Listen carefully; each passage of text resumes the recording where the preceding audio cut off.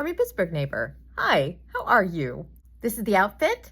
It's raining today in Pittsburgh, so I probably will stay in, which means I felt like experimenting with my clothes.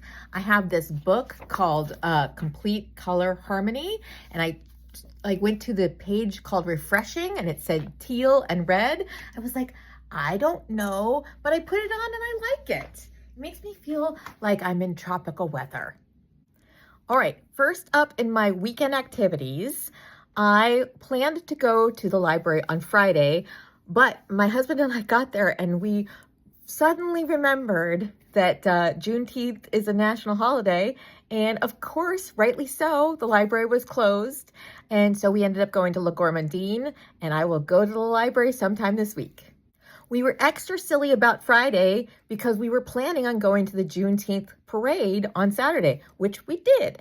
Before the parade, though, I went into a little clothing shop called Rainbow downtown. I think it's mostly for adolescents and kids, and but I found a set of bracelets for $8.99. I particularly love this one, so it was worth it for me.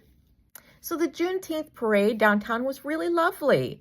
I think it lasted for about half hour, at least, I think. There were horse carriages. There was a white set of horses and a black set of horses that were carrying carriages. I saw the mayor, Corey O'Connor, he saw me.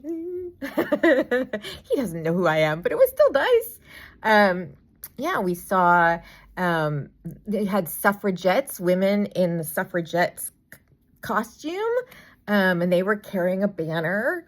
And there were other women's groups there that were for like women's votes. And I was like, yeah. There were some floats.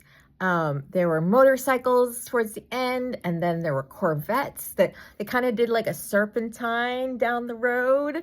And it was really neat to see all those red and flashy cars. So it was just a really great parade. And I will say, I wish that more white identifying people went out to the Pittsburgh Juneteenth parade, because it's a celebration of all of our history. I don't know why you wouldn't want to celebrate freedom. Freedom! So I loved it. I hope to go next year again. What a great parade. All right, now it's your turn to talk about the weekend. That's everything for me today. I hope that you have a lovely day. Be kind to yourself, and I'll see you next time.